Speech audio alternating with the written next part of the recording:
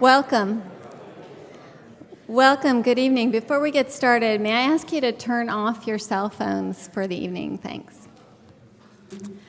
I'm Catherine Armour. I'm the Provost and Chief Academic Officer at the Corcoran, and I want to welcome you here on behalf of the Corcoran this evening. We have a pretty exciting evening planned. This is the first of a series of 5 visiting artist lectures, which are really phenomenal this year. In addition to tonight's speaker, we have Carrie Mae Weems in November 12th, Hank Willis Thomas, November 28th, Nick Cave, Thursday, January 26th, and Kara Walker, February 6th. So please join us for those lectures as well. Nina's been very busy at the college and at the Corcoran, not only with her work, but she's been working with our students with our fine art fourth year class, many of whom are in the audience tonight. She's been working in the studios, working with them on critiques and reviewing their work, and I have to say she's been amazing and wonderful and very gracious with her time. So again, we welcome you here this evening, and I'd like to introduce our Vice President of Public Education, Sarah Durkee.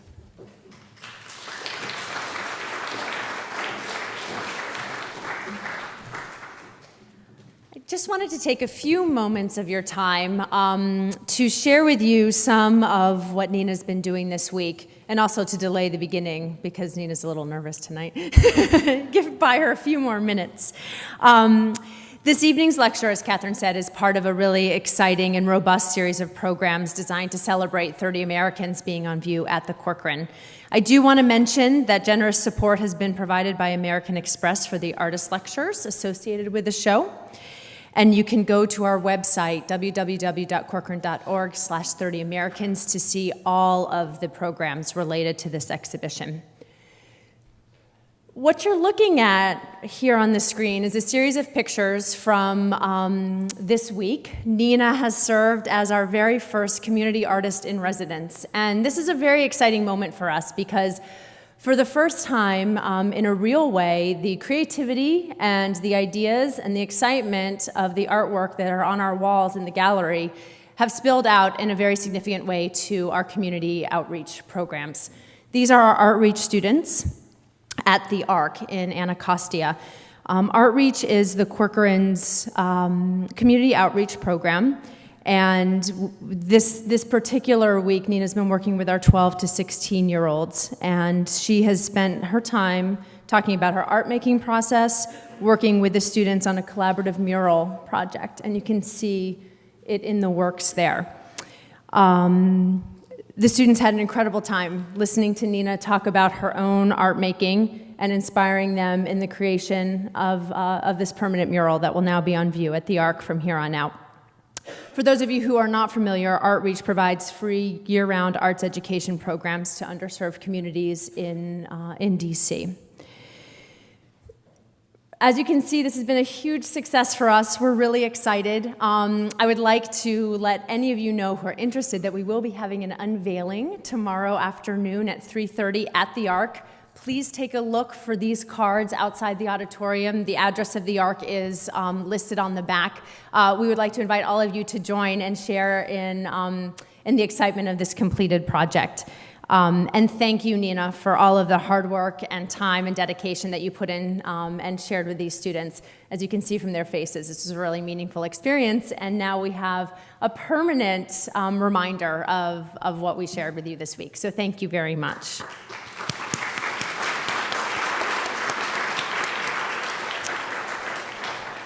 Just briefly, I want to share a few bits of information about Nina.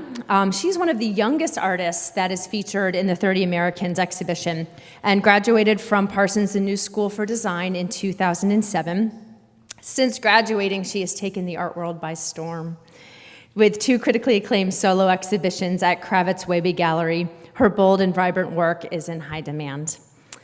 Nina's paintings, as I'm sure you're all familiar, tell very powerful stories inspired by personal experiences, celebrity news, and politics, and they're infused with satire, fantasy, and mystery.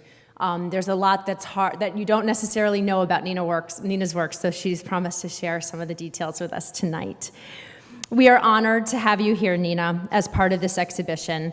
and also as one of the newest artists represented in the Corcoran's permanent collection. So this is a real thrill to have you on our stage. Everyone, please welcome Nina Chanel Abney.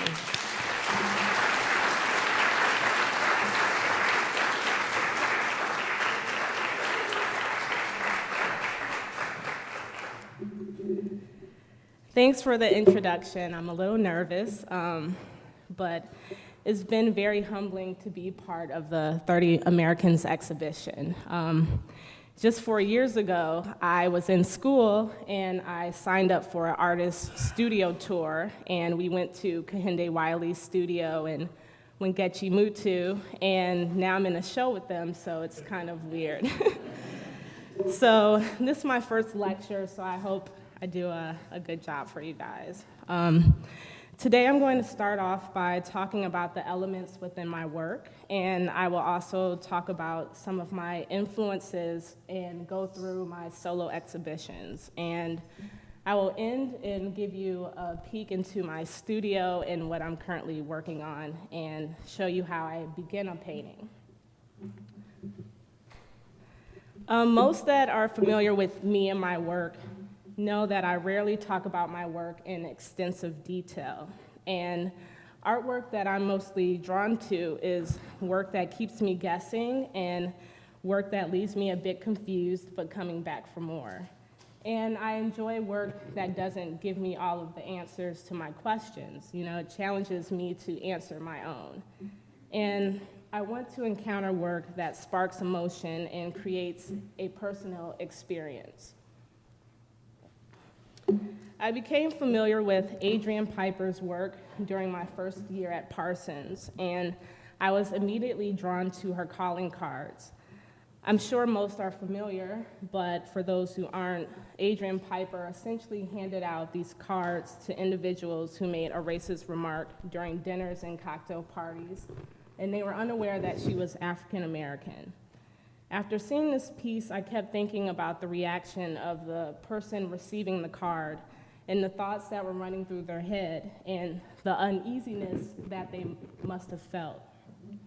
So since then, I've attempted to adopt Adrian Piper's passive-aggressive approach that forces the viewer to confront their own preconceptions and prejudices by making the viewer uncomfortable, disturbed, unsettled, and even embarrassed. So through my work, I tried to create a private dialogue between me and the viewer by way of, I know what you are thinking because you think you know what I'm thinking. So in a way, I use the imagery within my work as a form of trickery to provoke the viewer to provoke the viewer without implicating myself, because I don't say what you want me to or what you expect me to. So as a kid, I used to say the saying, whoever smelt it, dealt it. So that's how I see my work. I want the viewer to implicate themselves in trying to implicate me. Oh, thanks. In 2009, I did a painting titled Make It Rain, rain being spelled R-E-I-G-N. From a visual standpoint, this piece came out of me wanting to toy with figuration and abstraction. And I wanted to find a middle ground between the two. And from a contextual standpoint, I read an interesting article on birds as being media symbols of surveillance. And this led me to think about hypocrisy and corruption amongst those who use surveillance as a means to protect us. I created this piece for a show at an institution, but once the painting was finished and they saw the images, they opted not to show it. And they stated because the dogs depicted in the painting would scare children away. And not because the parrot's wing appears to be in the underwear of the figure, or the black line implies a stripper pole, but because of the dogs. So the situation for me is an example of how I try to create the semi-torturous experience for the viewer by exposing and flaunting their inability to admit their thoughts. And I like to play with the elephant in the room. I use several elements to create this experience. My work is a culmination of symbolism, color, sarcastic humor, broken narratives, and abstraction. I typically use objects in my work for their symbolic meanings. For example, I use a lot of animals in my work. I've painted pigs and dogs and birds, and I usually paint cats as well. For me, the animal represents the divine side of the human psyche, and animals live much more in contact with the order of nature itself. And in contrast to humans, the animal is the living being that follows its own inner laws beyond good and evil. So I use animals frequently and believe that we can learn something from them. And I also like to give meanings to familiar things and create new symbols. During grad school at Parsons, I struggled with the idea of Black art and what is Black art or who is a Black artist, besides an artist that happens to be Black. Coming from the south suburbs of Chicago, the people I knew who had artwork from African Americans collected the work of Annie Lee and Ida Jackson.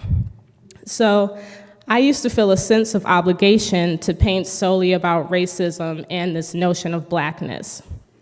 So I did a series of portraits of family and friends, including the painting in the show titled Kalika and Jeff, to experiment with the use of Black figures in paintings. And I pretty much came to the conclusion that as long as I painted the figures African American, the painting would automatically be assumed to be about race and identity. So I used to feel a sense of obligation, So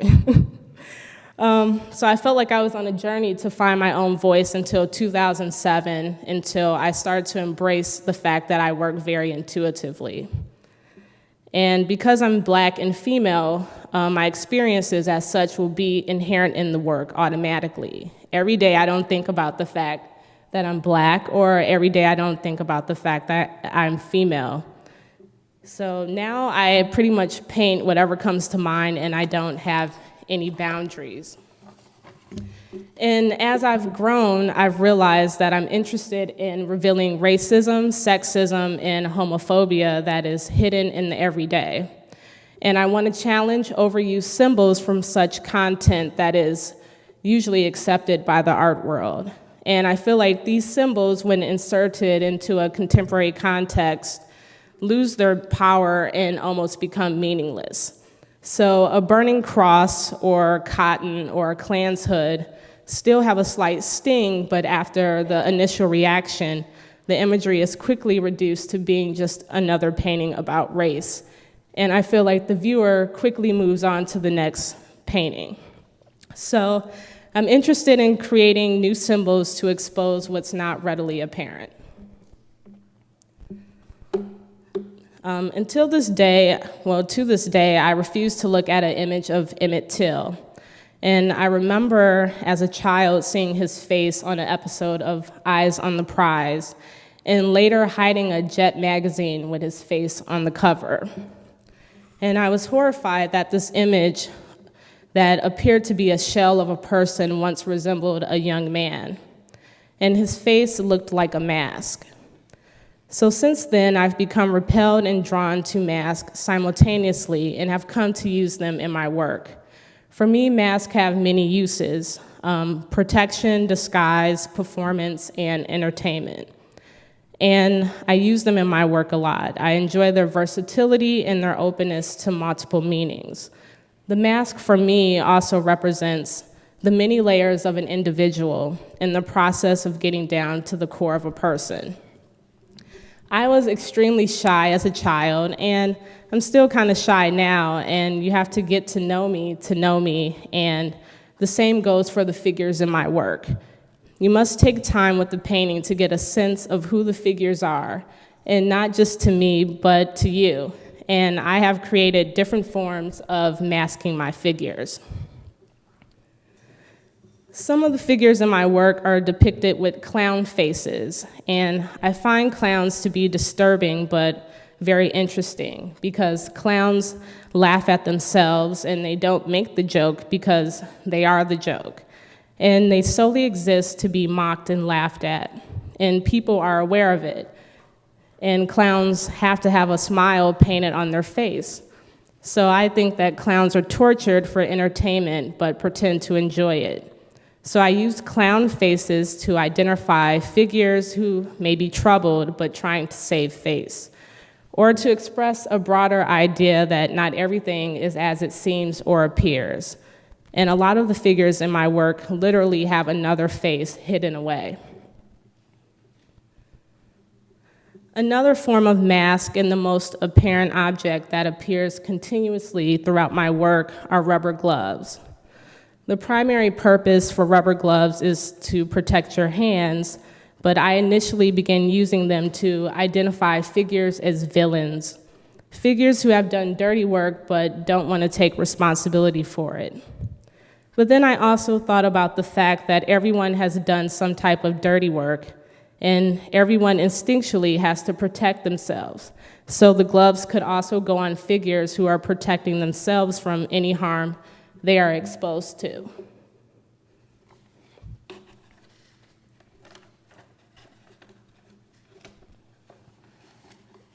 This also led me to think about the use of different color gloves, like white gloves and red gloves. And I've even used fingerless gloves, and I thought about those who don't wear their gloves and leave their hands completely uncovered. In addition to creating new meanings to familiar objects, I also use text and numbers in a similar fashion. In this piece titled The Holy Grail, I was thinking about the desk in classrooms and bathroom stalls that are completely covered in doodles and writing, and how when you look at those things, you're constantly trying to figure out what it means or who wrote or drew what you see. And this is the first time I've ever put this much emphasis on text, but sometimes the numbers represent significant dates, a figure's age, and the text could be anywhere from a person's name or to a command. Or I may use numbers that are completely meaningless just to throw the viewer off. And I create a secret language that can be figured out, but not without the viewer doing a little work. And my text and use of numbers should be seen as clues for the viewer to piece together a narrative that is meaningful to them. In addition to using symbolism, I like to use color. First and foremost, I use color to draw the viewer to the piece. But once the viewer is there, color serves a greater purpose. I use color to affect the composition of a painting, or I may use it to emphasize a certain figure or to set a visual path and rhythm, and to unify the group of figures. I also use color for its psychological and emotional effects. Because I paint fairly large and I am confronting many loaded topics, my work, of course, can feel very confrontational. And I like to use color to obtain a level of playfulness in the work. And this playfulness in the work is also obtained with my illustrious and cartoon-like style, which can be attributed to me wanting to be a cartoonist as a child. And I also like to use humor in my work. I grew up watching a lot of cartoons. I liked Droopy and Huckleberry Hound, and my favorite cartoons were loaded with sarcasm and hidden innuendos. And I like how anything taboo can suddenly become tolerable as long as it's not real, which is why I also like Family Guy and South Park, and I feel like both of these shows have had their fair share of controversy, but they both have the ability to spoon-feed their audience touchy topics. So now I want to show you a clip from one of my favorite episodes of South Park.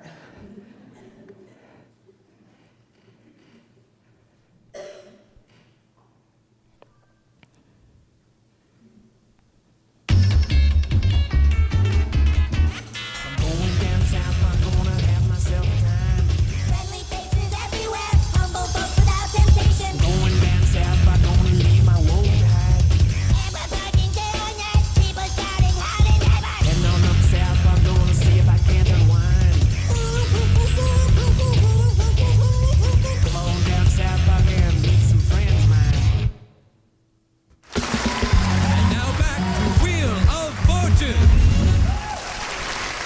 All right, Randy, congratulations on making it all the way to the bonus round.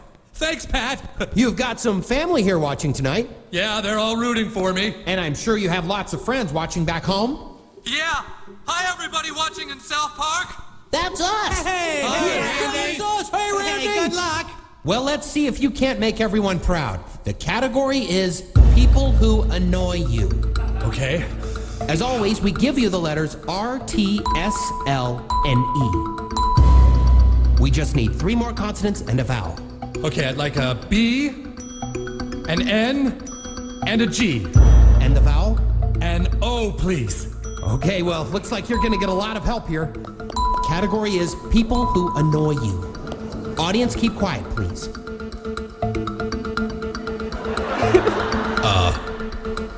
Well, 10 seconds, Mr. Marsh. I know it, but I don't think I should say it. 5 seconds, Mr. Marsh. All right, I'd like to solve the puzzle. Niggers! Huh?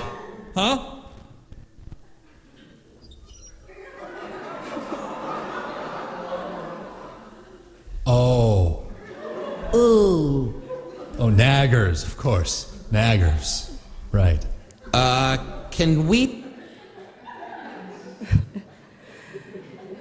I like this episode because I think it's a great way to talk about race in an unordinary way.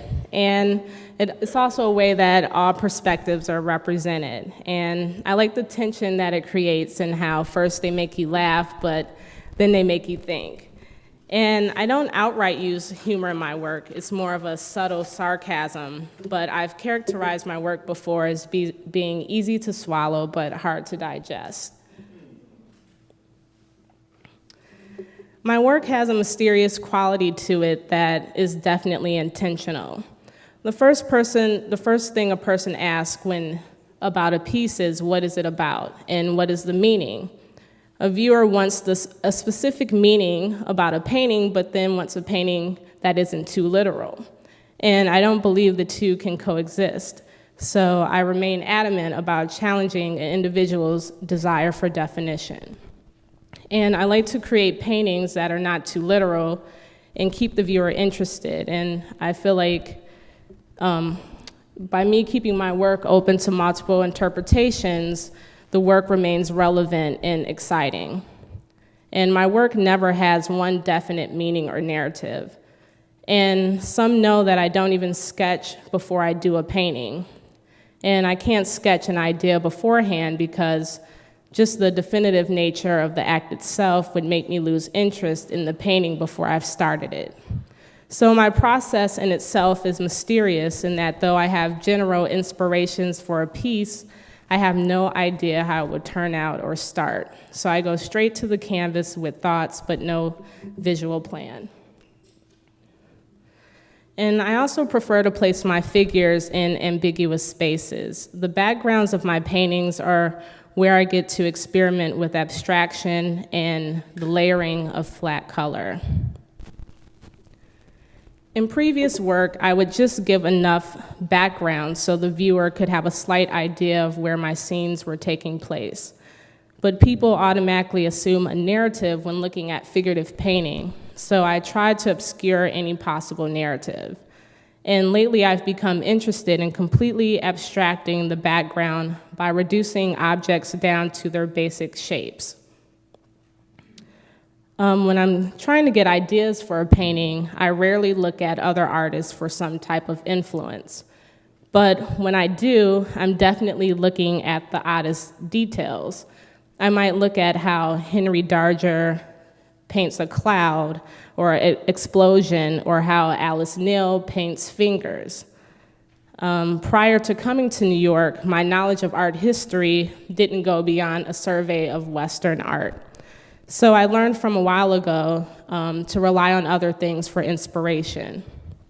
I listen to music as I paint and allow the mood of the music to dictate how I may approach a painting.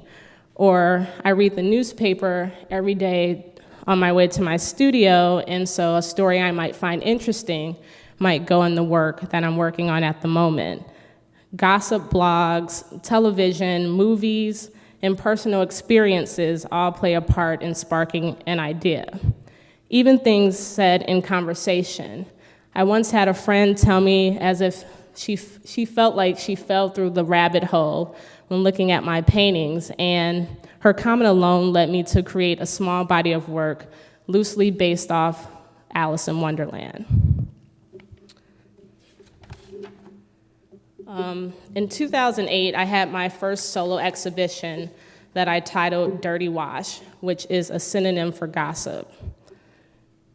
The show's starting point was an intersection between politics and celebrity culture. And at the time, I thought, what if politicians were major victims of the paparazzi like celebrities? In 2007, when I began working on the show, a lot was happening to politicians and celebrities. Britney Spears went crazy, Anna Nicole died, there were scandals involving John Edwards and scandals with Larry Craig. Needless to say, I had a lot of material. And also, starting in about 2002, I started to see a shift in the news. And I began seeing more headlines include celebrities. And I have now noticed a distinct shift in how the actual news is reported and dramatized to compete with celebrity gossip. This piece is titled Randaliza and was inspired by the super couple like Tom Cat or Bennifer and Brad Jelena. So this is a depiction of Condoleezza Rice and my friend Randall. I typically have people I know sit for me, and sometimes aspects of the person's personality determine how they would turn out. Other times I just use my friends as a face. And this is also the first piece in which I used dogs, which was triggered by the incident involving Michael Vick. This is Jesse Jackson in an alley.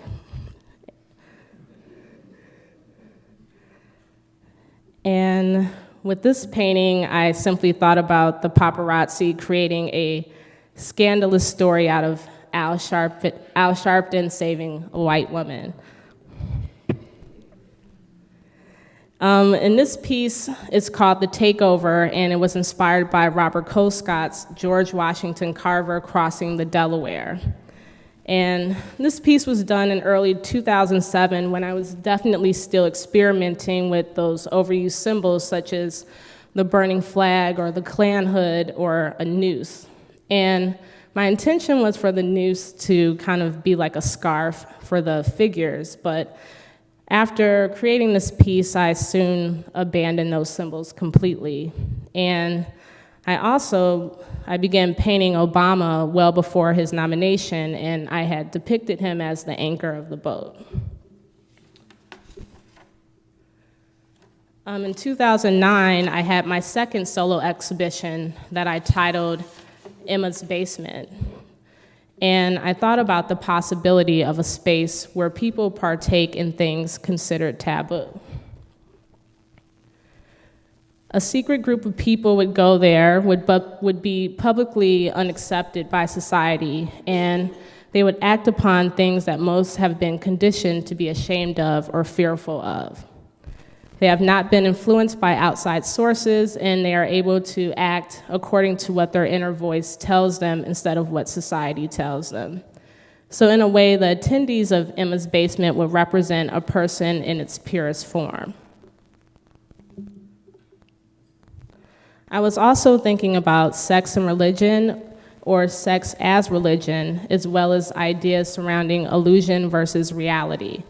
And I have touched on religion a few times in my work. I'm more spiritual than religious, but open to learn different beliefs, and I feel like it allows me to stay neutral and speak from an honest and sometimes innocent place.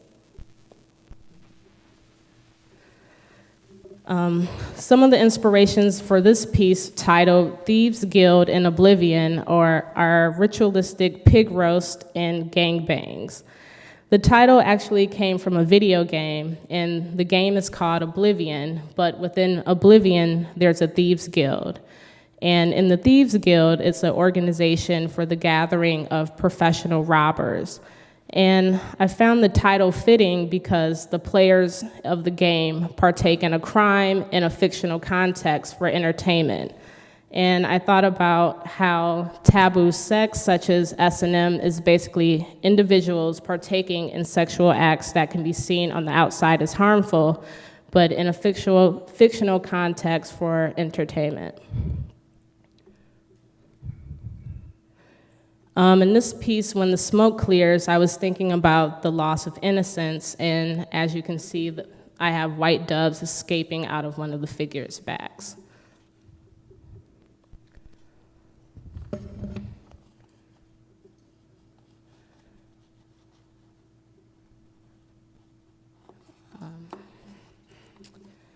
In 2010, I had my third solo exhibition, which took place in London.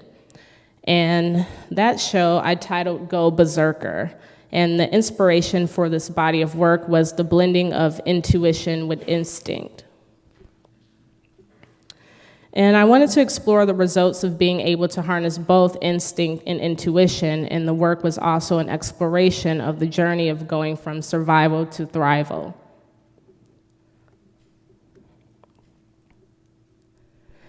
In this piece titled The Liquidators, liquidation is a metaphor that can mean the murder of a person or group who threaten a country or a political organization. So in this painting, I was thinking about those who have harnessed both instinct and intuition having more power than those who have not, and how those who hold this power could be seen as a threat. So as you can see, there's a group shooting a bear in its natural habitat. This is Beating the System, which is my take on the odalisque. This is called Law and Order. And this is Behind Every Good Man. This piece is actually hanging up right now in the Corcoran. When I created this piece, I was thinking about second chances in the duality of a person, as well as seeing part of yourself that you have not fully embraced as a burden. Currently, I'm a little overdue for a solo exhibition, but for several months now, I have been working on a 60-foot-long painting composed of 3 triptychs. And according to the Mayans, in 2012, there will be an apocalypse. And with this in mind, I wanted to take on an ambitious painting based on the idea of the disclosure of something hidden from the majority of mankind. And I thought about an unthinkable catastrophe taking place and what the results would be, and how we would adapt and who would we become. In my painting class of 2007, I changed everyone's race. And ever since then, I have been mixing the races and genders of my figures. So I found the painting that I'm working on to be the perfect environment to create a figure that is more seamless and introduce a new human being that exemplifies the inherent qualities within all of us. Once I have a few ideas, I begin doing research, and part of that research is searching for images. After I've gathered several photos, I stretch the canvas directly to the wall. And I stretch the canvas to the wall because I like the flatness, and I usually work so big, I couldn't get the painting out of the door. So I can just roll the canvas on a tube and stretch it in the gallery. So after I prime the canvas, I usually start with one solid color. So these are 3 of the 9 panels that I'm working on. And after that, I then tried to lay out the background. I don't sketch prior to creating a painting, so laying down the shapes for me becomes a game. And I see it as I'm intentionally trying to create obstacles for me to deal with so I can be challenged and keep my interest in the work. Once I lay in the background, I begin adding the basic shapes of the figures. And I get the entire composition of the painting laid out, and then the details are usually the very last thing that I add to a painting.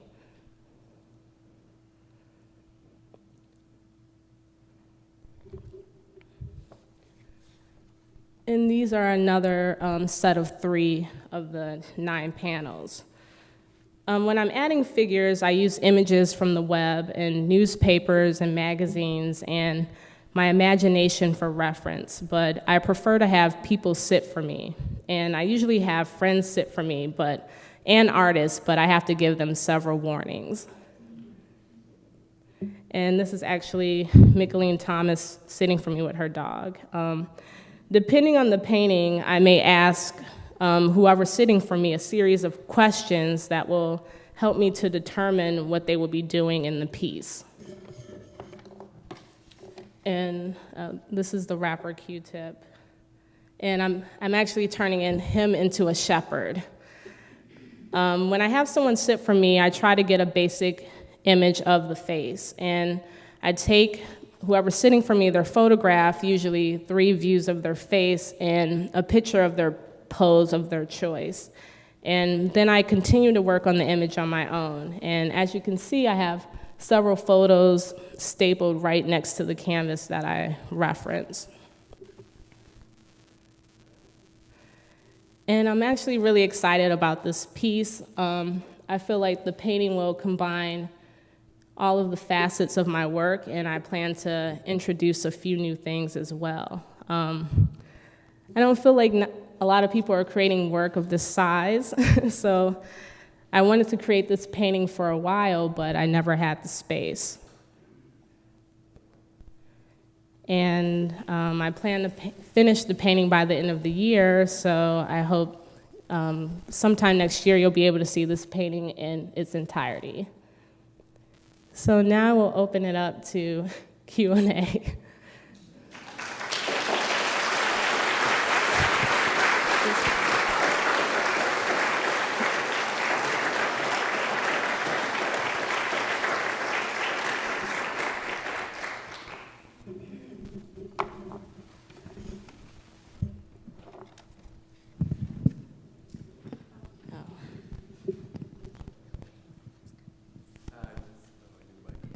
You mentioned briefly that you enjoy using music as sort of like a background when you're starting doing paintings. Can you elaborate a bit on that? Oh, I listen to music while I paint. Gotcha. Oh, I thought it was sort of like you use music as the inspiration for paintings. I was wondering what type of music you were specifically referencing, or if there is one. No, it's nothing that I reference specifically.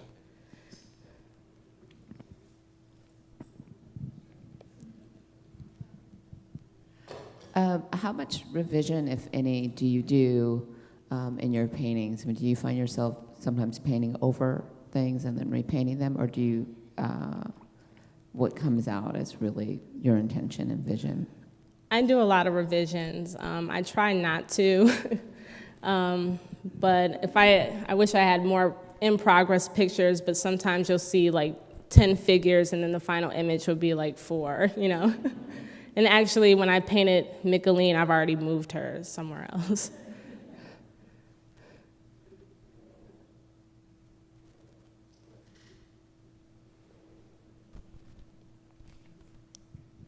Hi, my question is about, it seems like you use a lot of your subconscious mixed with kind of the media, whatever's going on in the public, kind of on your way to the studio, which is interesting. And my question would be for you to talk a little bit about that, and then also what gets in the way of your work in your mind? Like what's a block, for example, or do you not want to talk about that? No, I'll talk about it. I mean, usually when I have like an artist block, I'm distracted and I have like a lot of other things going on. But to get out of that, I usually go to art museums or other artist studios, kind of help me get out of that. Sometimes I feel like I'm blocked all day because I don't sketch. It's a lot of sitting and staring at the painting and checking my Facebook and going back to it. But I don't know, it's a feeling like when I know a painting is finished, I don't know how to explain it. I just know to stop and quit working on it.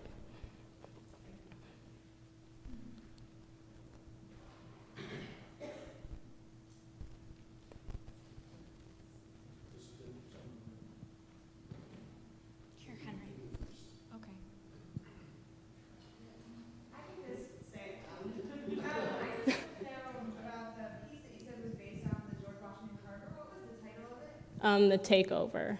And then I actually have a second question because I noticed the number 25. What is, I mean, I know there were a lot of numbers, but was the 25 a symbolic one for you? Because I just noticed it in a lot of the Yeah, there's certain numbers that I just enjoy painting, actually. And actually in 2007, I think I was 25, or...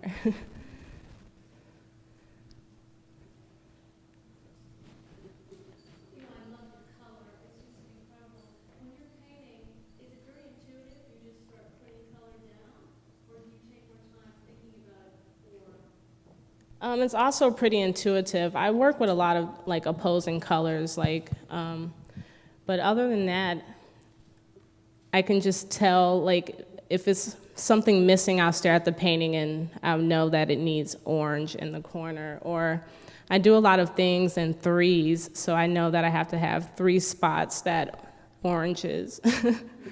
So I kind of use that as a system, but usually it's kind of very intuitive. Nina, it was a great talk, and the work is beautiful.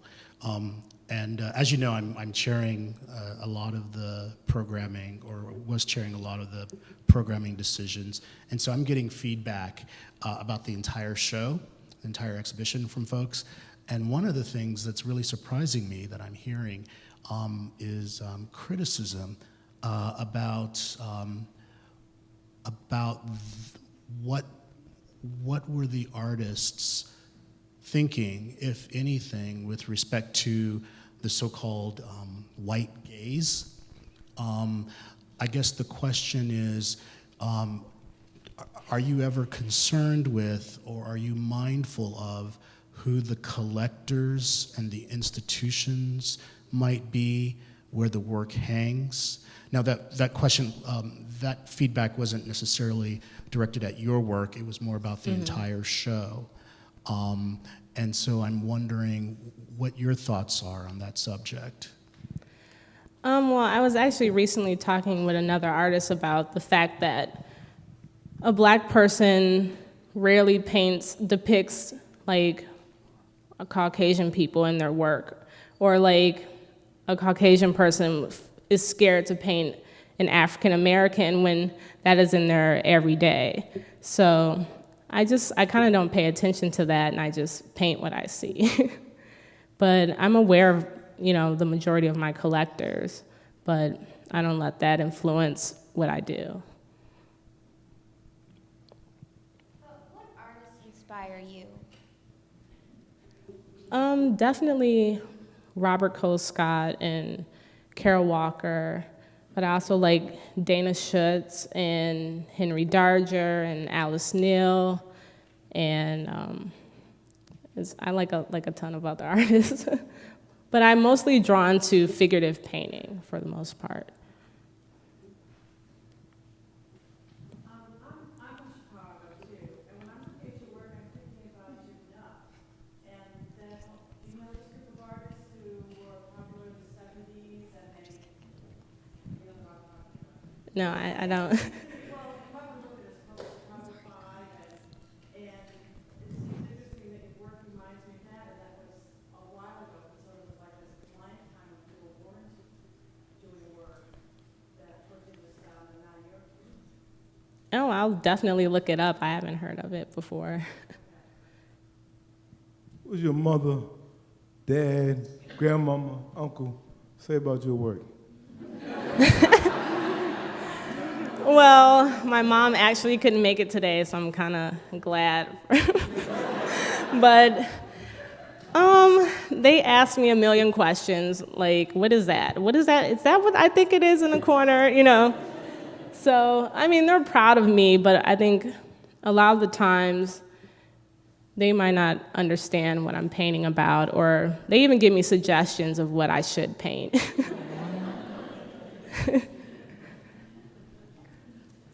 Could you speak a little bit more about how text found its way into your work? Words, writing? Okay. Well, it came out of people assuming a narrative about the work. So I went to initially use text to kind of throw them off and have like a completely contradictory word that like opposes the image completely to kind of throw the viewer off. But now I mean, I kind of use it in that way too, or I use it as clues to give the viewer an idea of what I might have had in mind. Like in one of the paintings, Close But No Cigar, I had thought about the assassination of Martin Luther King, but rather than be that obvious, I took like the date that it happened and put it in the numbers of the slot machine. So I kind of do things like that. Was there any advice that you received as a graduate student that you felt really helped you professionally? Helped you forward? Well, actually, in grad school, I tried everything. I did a sculpture, a video that was unsuccessful, and like 1,000 other things. But one of my professors encouraged me to paint large. And if it wasn't for her, I don't know if I would be working as large as I do. But professionally, I don't know, we had a professional practice class, and I kind of feel like some of the things in that class I've later learned don't really work. But but I think it's kind of like you have to be hands-on and kind of just it's about meeting people and going to the galleries yourself. Well, you showed the South Park piece. Have you done any, you mentioned video, but have you done any work with animation? I wanted to, but when I did the animation I told you about, I hand drew like 100 different frames because I didn't know how else to do it. So if I could have some help, I probably would want to try to animate some of my paintings.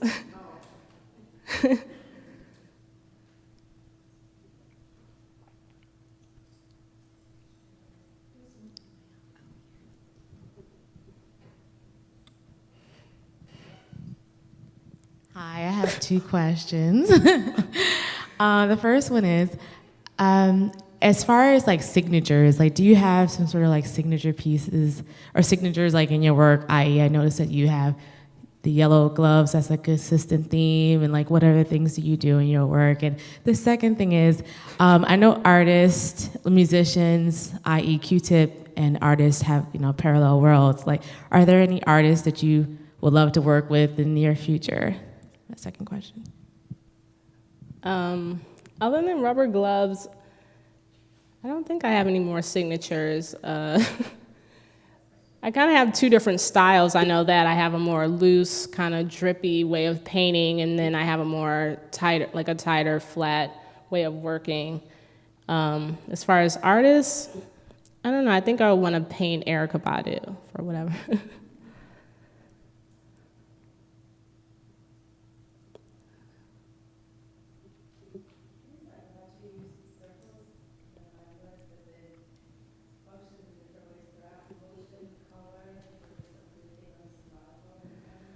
Well, yeah, when I first used circles, I was thinking more of like religious halos, and that's how it started, and I've been using them ever since. I actually had a painting called The Death of Circle because I said I'm not going to use any more circles. But I've kind of used them in this piece, but not as much. I've been very conscious not to try something different. Hi, I have two things as well. First, your work is so brave, and Oh, I'm wondering thanks. what's inspired you to take on the more taboo topics in society. And then, secondly, I see many of your subjects have their tongue out. I'm wondering what that, not in this one, but I saw some of them have their tongue out. I'm wondering what that means to you. Okay. Well, the first question, I was inspired to do more, I guess, controversial topics. I come from a household where everything's kind of quiet. My little sister can tell. So things aren't really talked about, so I've kind of wanted to do the complete opposite.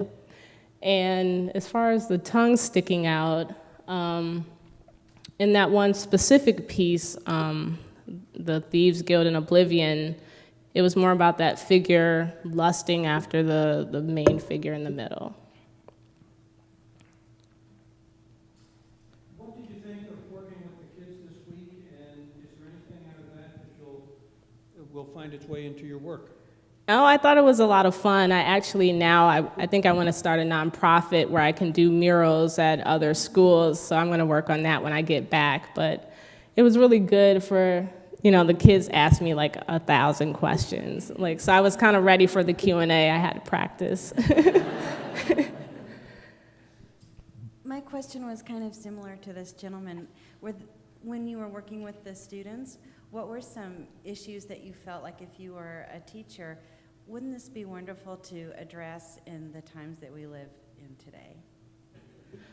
Well, if I was a teacher, I think I would definitely emphasize to the kids that anything can be art and they can paint about whatever they want.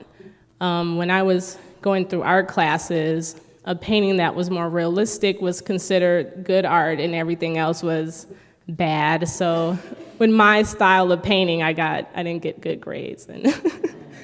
But I would definitely encourage students to take their personal experiences and put that into work. And I even told the kids that I see a painting as a journal for myself. Hi, over here, to your left. Hi.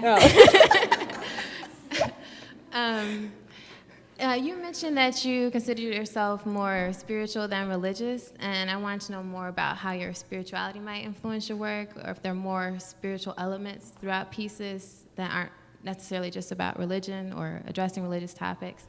And also, sorry. Okay. I have a second question. Also, in this other piece that you have up here right now, I'm looking at the third eye in those two figures, and I wanted to know what that represents to you as well. Okay, well, the first question, I kind of feel like when I touch on religion, it's like mimicking my own journey, my own personal journey in that.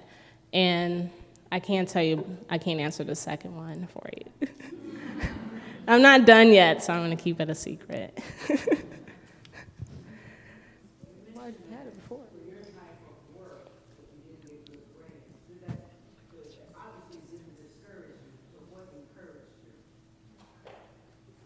Just the fact that I love to paint. And even when I got to grad school, I remember crying on the first day of class because my undergrad, I didn't have a lot of art theory. I went to a liberal arts college, so I didn't feel like I fit in with the rest of the students. But then, I don't know, something just told me that you don't necessarily need art theory to be a good artist, so I just kept with it and tried to play catch up. So I guess it was just me just keep pressing on despite like bad grades. And actually I like to kind of be a rebel in art class, so. I had a question.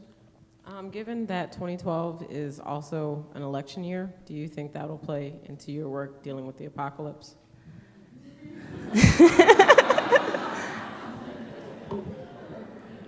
Probably so. I'm actually trying to get this finished by the end of December, so. But no, I definitely think that will play a part in the last 3 panels.